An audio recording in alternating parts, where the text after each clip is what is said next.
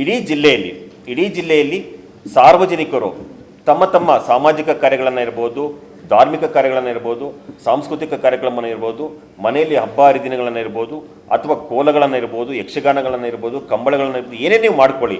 ಮಾಡುವಂಥ ಸಂದರ್ಭದಲ್ಲಿ ಯಾವುದೇ ಕಾರಣಕ್ಕೂ ರಾಜಕೀಯ ಪಕ್ಷದ ಚಿಹ್ನೆ, ಮುಖಂಡ, ವ್ಯಕ್ತಿ ಅವರ ಫೋಟೋಗಳನ್ನು ಹಾಕ್ತಕ್ಕಂಥದ್ದು, ಅವರನ್ನು ಕರೆದು ಪ್ರಚಾರ ಮಾಡ್ತಕ್ಕಂಥದ್ದು ಅಥವಾ ಅವರುಗಳನ್ನು ಇಂಡೈರೆಕ್ಟಾಗಿ ಪ್ರಚಾರಕ್ಕೆ ಪ್ರೇರೇಪಣೆ ಕೊಡಬಾರ್ದು ಅನ್ನೋ ಹಿನ್ನೆಲೆಯಲ್ಲಿ ತಾವುಗಳು ಸ್ಥಳೀಯವಾಗಿ ಅಲ್ಲಿರ್ತಕ್ಕಂಥ ರಿಟರ್ನಿಂಗ್ ಆಫೀಸರ್ಗೆ ಮಾಹಿತಿಯನ್ನು ಕೊಟ್ಟರೆ ಸಾಕು. ಮನೆಯವರು ಸಾರ್ವಜನಿಕವಾಗಿ ಮಾಡುವಂಥ ಸಂದರ್ಭದಲ್ಲಿ ಅನುಮತಿಯನ್ನು ಪಡಿಬೇಕು. ಹೌದು, ಇವನ್ ಮದುವೆ ಮಾಡುವಂಥ ಸಂದರ್ಭದಲ್ಲಿ ಅಷ್ಟೇ ಇಂಟಿಮೇಷನ್ನ ಕೊಡಬೇಕು. ಯಾಕಂದರೆ ಆ ಮದುವೆಯಲ್ಲಿ ಸೇರ್ತಕ್ಕಂಥ ಎಲ್ಲ ಸಾರ್ವಜನಿಕರನ್ನ ಬಳಸ್ಕೊಂಡು ಇಂಡೈರೆಕ್ಟಾಗಿ ಅದನ್ನು ಪ್ರಚಾರಕ್ಕೆ ಬಳಸ್ಕೊಳ್ಳಿಕ್ಕೆ ಅವಕಾಶ ಇಲ್ಲ. ಒಂದು ವೇಳೆ ಆ ರೀತಿ ಆದರೆ ಆ ಏನು ಮದುವೆ ಮಾಡ್ತಕ್ಕಂಥ ಆಯೋಜಕರಿದ್ದಾರೆ, ತಂದೆ ಇರ್ಬೋದು, ತಾಯಿ ಇರ್ಬೋದು, ಯಾರೇ ಇರ್ಬೋದು, ಅವ್ರಗಳ ಮೇಲೆ ಕೇಸ್ ದಾಖಲಾಗುತ್ತೆ. ಮತ್ತು ಯಾವುದೇ ವ್ಯಕ್ತಿ ಧಾರ್ಮಿಕ ಕಾರ್ಯ ಇರ್ಬೋದು, ಸಾಮಾಜಿಕ ಕಾರ್ಯ ಇರ್ಬೋದು, ಒಬ್ಬ ಭಕ್ತನಾಗಿ ಹೋಗಿ ಬರಲಿಕ್ಕೆ ಏನು ಸಮಸ್ಯೆ ಇಲ್ಲ.